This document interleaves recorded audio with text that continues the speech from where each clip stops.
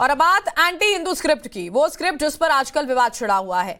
बात शाहरुख की फिल्म पठान पर मचे घमासान की हम कर रहे हैं, जिसके खिलाफ कई दिनों से प्रदर्शन जारी है। अब सवाल ये उठाया जा रहा है कि आखिर बॉलीवुड में हमेशा हिंदू धर्म को ही क्यों टारगेट किया जाता है, और क्या ये पैटर्न पाकिस्तान से लिया गया है?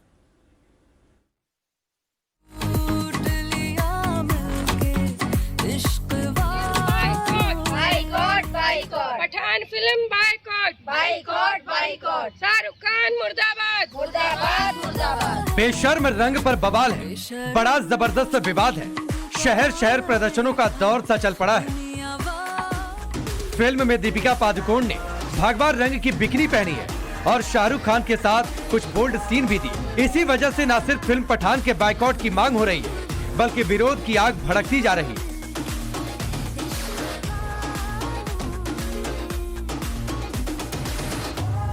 अभी पद्मावत एंड बाजीराव मस्तानी, इन मूवीज में इतना ड्रामा दिखाया गया है जितना हुआ नहीं होगा रियल में, जितना हुआ नहीं होगा। मुसलमान उस पे राजाओं पे बहुत सारी मूवीज बनाई गई हैं, उतना ही हमारे उसको भी तवज्जो दी जाए कि हिंदू राजाओं ने क्या किया, उनके पराक्रम की कहानियां, वो सारी भी जरूरी।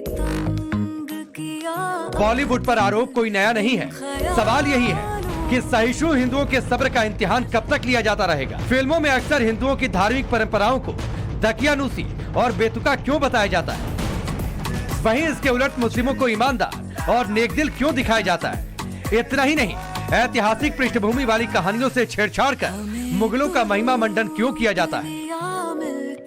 मैम बदलाव होते हैं, लेकिन ये इतिहास सिर्फ गुलामी का इतिहास नहीं है। भारत का इतिहास योद्धाओं का इतिहास है, विजय का इतिहास है।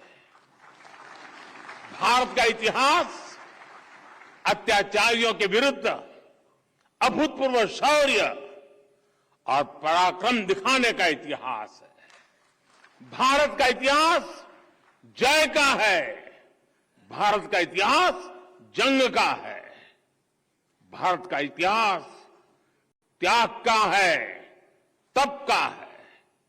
भारत का इतिहास वीरता का है, बलिदान का है, महान परंपरा का है। लेकिन दुर्भाग्य से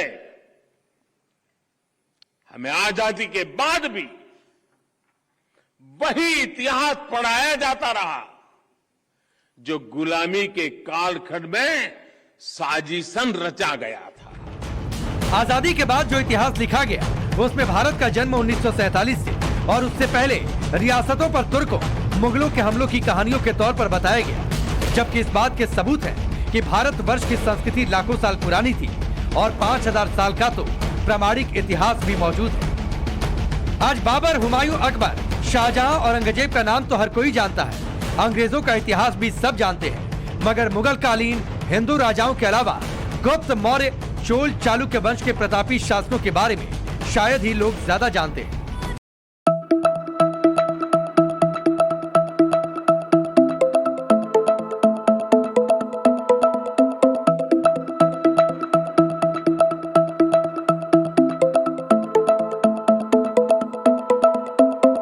अंग्रेजों के द्वारा लिखा गया, परंतु स्वतंत्रता प्राप्ति के पश्चात भी जो भारत का इतिहास लेखन हुआ वो पूर्वाग्रह से ग्रसित था।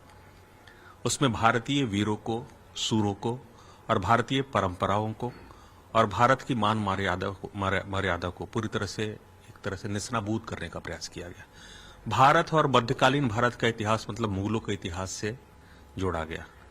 आधुनिक भारत के इतिहास में देखा गया कि अंग्रेजों का इतिहास कि किस प्रकार से गुलामी की सत्ता हमारे ऊपर रही, लेकिन उस गुलामी को और उस मुगलों को भारतीयों ने जिस तरह से पराजित किया था उसको नजरअंदाज किया गया। सुना आपने, अब भारत का ये आधा अधूरा इतिहास की बात होने वाली है, क्योंकि मोदी सरकार के फैसले के बाद भारत सरकार के इतिहास पर शोध करने वाली संस्था भारतीय इतिहास अनुसंधान परिषद यानी ICHR comprehensive history of India नाम के प्रोजेक्ट के सहारे भारत का असली इतिहास कुल 9 वॉल्यूम में लिखवा रही है। प्रोजेक्ट से जुड़े इतिहासकारों की माने तो अभी भारत का असली इतिहास 9 वॉल्यूम में लिखना प्रस्तावित हुआ है, लेकिन जरूरत पड़ी तो ये 9 वॉल्यूम बढ़कर 12 तक भी हो सकता है। पहला वॉल्यूम अगले साल मार्च तक आने की संभावना है। तो सबसे ज़्यादा मुगल हिस्ट्री याद है, बिकॉज काफ़ी ज़्यादा पोर्शन जो होता था हिस्ट्री टेक्स्ट बुक्स का वो मुगल इंक्लाइंड होता था। एंड देन जहाँ अभी तक भी मुझे इसलिए मुगल सबसे ज़्यादा याद है बिकॉज 11th-12th एक ऐसा टाइम था जहाँ हमने मुगलों के बारे में पढ़ा और वो वाला टॉपिक मुझे काफ़ी फैसिनेट किया और मैंने उस पर काफ़ी अपने प्रोजेक्ट्स और 12th का जो प्रैक्टिकल था वो उसी पे दिया था। नए सिरे से इतिहास लेखन की सबसे बड़ी खासियत ये कि इस इतिहास लेखन में प्राइमरी सोर्सेज का प्रयोग किया जाएगा, यानी भारत में कब और क्या हुआ, इस पर उस समय के भारतीयों ने क्या लिखा, इस आधार पर इतिहास लेखन किया जा रहा है, न कि घटना के कई सौ वर्षों बाद यूरोपियों और फारसियों ने क्या लिखा और क्या देखा।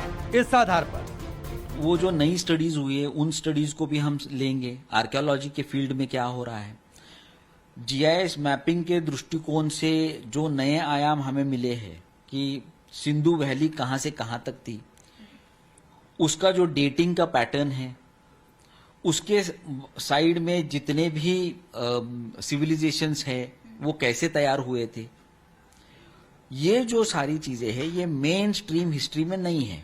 आप जो भी बातें करते हैं आप आइदर हड़प्पन एज के बारे में बात करते हैं या इंडस के बारे में बात करते हैं। दरअसल इससे पहले इतिहासकारों ने सिर्फ उत्तर भारत के इतिहास को ही भारत के इतिहास की तरह पेश किया, जिसमें सुल्तानों और मुगलों को सबसे ज्यादा जगह दी गई। यही कारण है कि आज भारत की पीढ़ियां सल्तनत काल से पहले का इतिहास ठीक तरीके से नहीं जानती, मगर अब ये सब कुछ सुधरेगा। भूमिका शर्मा के साथ bureau report, times now Bharat.